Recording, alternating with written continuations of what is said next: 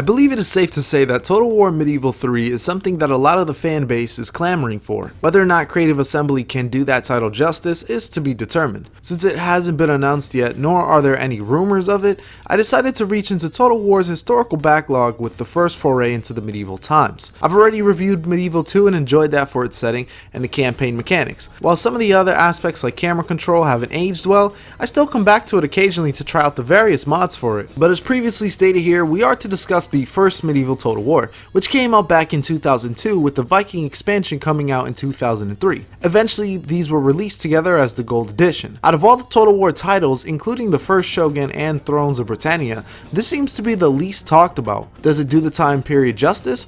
Or is this title forgotten for a reason? When starting the game, you can either pick to start in the early period, the high period, or the late period. Each will change the starting conditions for each faction as well as available units. While something like this was similarly done in Three Kingdoms with chapter packs, it would be cool to see multiple start dates in future Total Wars as either a free update or part of the base game. However, this is wishful thinking on my part. As I usually do with this time period, I picked Spain as I gotta represent my people. However, I was a bit disappointed that there wasn't any opening cinematic like the original Shogun or any other Total War really. In fact, there aren't even any cutscenes during the game, whether that'll be from diplomacy, assassination, or anything else. For that, it feels much less cinematic than Shogun 1. As for the map, you'll move around your armies one province at a time. Buildings can also be built one at a time for each province. Some of these buildings can take a few turns, while others will take a very long time. Usually units will take about 1 to 2 turns to recruit, which equates to years here. Each province also provides yearly income, which is sometimes hard to determine. While you do see the amount that you have, there's no clear breakdown of income, although you can sort of piece it together from the farms and mines you have built. The biggest issue I have with province management comes in the form of loyalty. When taking over a place, loyalty will be very low and will need to be pacified through keeping a military presence there or converting the local populace through religious means. The problem is some places are just naturally more rebellious than others,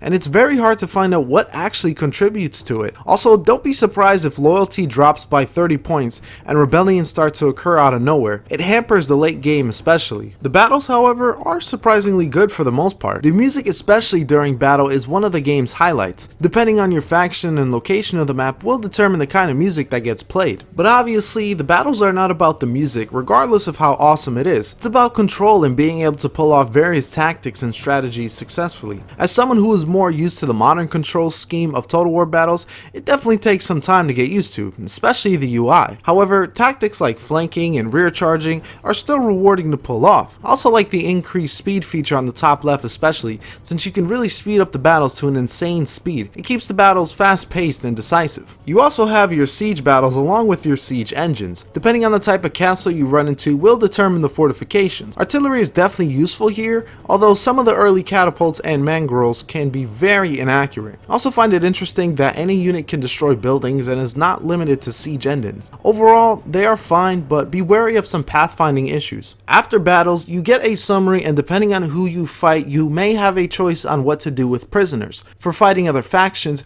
your general will ransom them to get some of that cash money, boy. For rebels, you have the choice to execute them or release them. Just like other Total War games, your generals gain traits from performing various actions. The main skills that these can affect are loyalty, command, acumen, piety, and dread. These stats also apply to normal units as well, who can be promoted to generals if they perform well. It's always cool to see your generals develop this way, although there is no chivalry to speak of, even though it does get mentioned throughout the campaign. There is a family tree in the game, but it isn't very clearly laid out like in Medieval 2. Basically, you need your king to have kids in order to secure your lineage. A wife can be gained from marrying a princess from another faction, or eventually your king will decide to get married to a random noblewoman. And speaking of political marriages, the diplomacy is incredibly bare bones. All you can really do is form alliances with other factions with an emissary or for marriage, which really doesn't mean anything, as you can break alliances with no real repercussions, although there is still the annoying Pope to deal with. While you can get excommunicated and possibly a crusade can be called on you,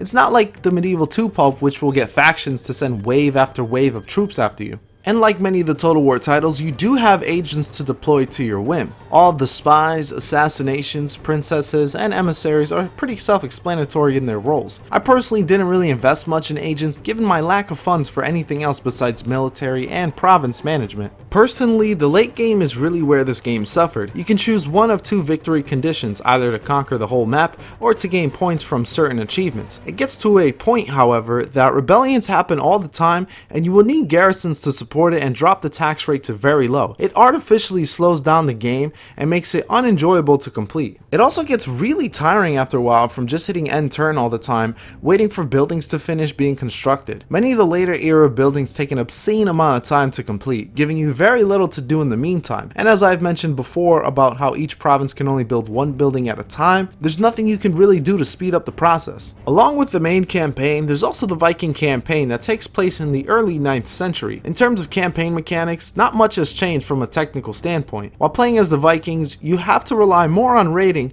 as your provinces do not provide enough gold to sustain themselves. You also have to travel through the sea as the Vikings, which is just awkward as you have to place a ship in every water location between you and the destination. Although it is very fun to play as the Vikings in battles, especially since the Viking units are pretty overpowered. I was also surprised that they had a cavalry unit, which is surprisingly tough as hell. Overall, not much to write home about for this campaign, as the same problems for the main one exist here. And my overall thoughts about this game?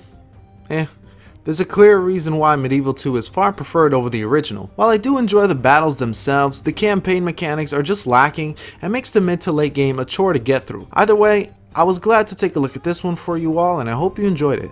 Thank you for watching as always, and this is Powerhouse, signing off.